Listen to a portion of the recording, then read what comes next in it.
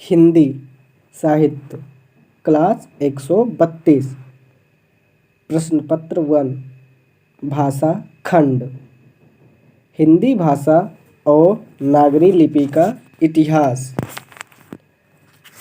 चलिए पढ़ते हैं। इसमें टॉपिक नंबर 12 है भाषा और इसमें क्वेश्चन नंबर 1 है भाषा के प्रमुख लक्षण क्या हैं, उन्हें स्पष्ट करते हुए भाषा की समुचित परिभाषा प्रस्तुत करें।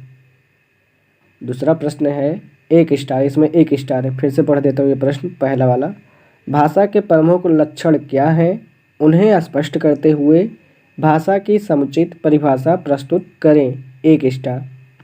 दूसरा क्वेश्चन है भाषा और समाज के संबंधों पर विचार करें। 1 स्टार। प्रत्यय, प्रत्यय क्या है? जो बाद में जुड़ता है। उपसर्ग क्या है? जो पहले जुड़ता है। जैसे भाषा में भास प्लस आ, तो आ जो है वो प्रत्यय है। और विज्ञान में वी प्लस ज्ञान, जो वी है वो उपसर्ग है। तो भाषा 2 शब्दों से मिलकर बना है, भास प्लस आ। जहाँ आ प्रत्यय है यानी भाषा आ प्रत्यय से मिलके बना है, तो अंत में कुछ जुड़ा और अर्थ बदल गया तो उसे प्रत्यय बोलते हैं। भास जो है, भास मतलब होता है बोलना, तो भास जो है वो मूल धातु है। मूल धातु मतलब क्रिया का सबसे मूल रूप यानी रूट। अब देखते हैं भाषा को 2 भागों में देखते हैं, एक व्यापक परिप्रेक्ष्य में और एक सीमित परिप्रेक्ष्य में।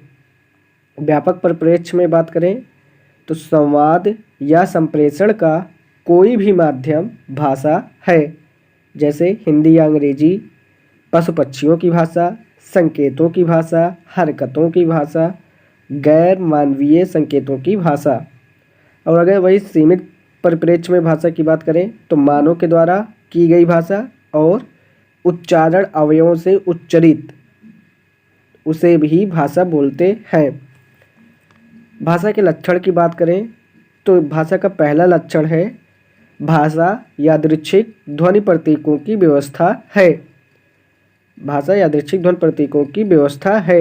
इसमें हमें ध्यान क्या देना है? पहला शब्द व्यवस्था, दूसरा ध्वनि प्रतीकों की, और तीसरा है यादृच्छिक यानी आर्बिट्रेरी यानी रैंडम। तो भाषा यादृच्छिक ध्वनि प्रतीकों की व्यवस्था है। यादृच्छिकता का अर्थ है कि भाषा में प्रयुक्त होने वाले शब्द किसी तार्किक आधार पर निर्मित नहीं होते, बल्कि वह सिर्फ समाज की इच्छा और सहमति से निर्मित होते हैं। इसका प्रमाण यह है कि एक ही वस्तु के लिए विभिन्न भाषाओं में अलग अलग शब्द मिलते हैं। जैसे संस्कृत में जिसे श्वान बोलते हैं उसे हिंदी में कुत्ता बोलते हैं, अंग्रेजी में डॉग बोलते हैं, रूसी में सबाका बोलते हैं, फ्रेंच में सया बोलते हैं और जर्मन में हुंड बोलते हैं। उसी प्रकार संस्कृत में जिसे अश्व बोलते हैं, हिंदी में उसे घोड़ा बोलते हैं, अंग्रेजी में उसे हॉर्स बोलते हैं, रूसी में उसे लोसज बोलते हैं, फ्रेंच में उसे सबहाल बोलते हैं और जर्मन में उसे पफ्रेंद बोलते हैं, पफेंद्र बोलते हैं। भाषा का दूसरा लक्षण है कि भाषा पैतृक संपत्ति नहीं, भाषा अनुकरण ग्राह्य है। यानी पैतृक संपत्ति नहीं, भाषा अनुकरण ग्राह्य है। यानी जो भाषा है ना वो जेनेटिक नहीं है। माँ बाप की भाषा बच्चा बोलेगा ऐसा अनिवार्य नहीं है। तो भाषा का दूसरा लक्षण हो गया कि भाषा पैतृक संपत्ति नहीं है, भाषा अनुकरण ग्राह्य है। तीसरा लक्षण है भाषा अनिवार्यता समाज पर निर्भर है। भाषा अनिवार्यता समाज पर निर्भर है। इसमें 2 है कि भाषा और समाज साथ साथ पैदा होती हैं, और दूसरा है अलग अलग न पैदा हो सकती हैं न रह सकती हैं। अलग अलग न पैदा हो सकती हैं न रह सकती हैं।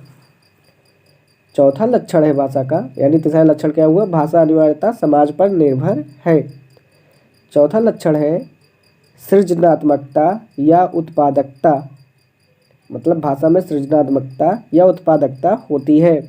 मतलब कि इसलिए मनुष्यों की भाषा सृजनात्मक होती है जिसमें उत्पादकता भी होती है। इसलिए मनुष्यों की भाषा सृजनात्मक होती है जिसमें उत्पादकता होती है। और इसी में चौथा में ही एक शब्द है विविक्तता। विविक्तता, विविक्तता यानी डिस्क्रिएटनेस। डिस्क्रिएट मतलब सबसे बड़ा वर्ड बनता है शब्दों से और शब्द से बनते हैं वाक्य।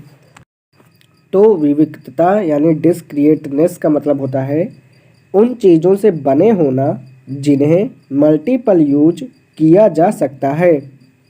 यानी मनुष्यों की भाषा में विविक्तता है जबकि पशु पक्षियों की भाषा में सृजनात्मकता होती है। तो यही लक्षण हो गया चौथा, सृजनात्मकता या उत्पादकता और विविक्तता। तो मनुष्यों की भाषा में विविक्तता है जबकि पशु पक्षियों की भाषा में सृजनात्मकता होती है।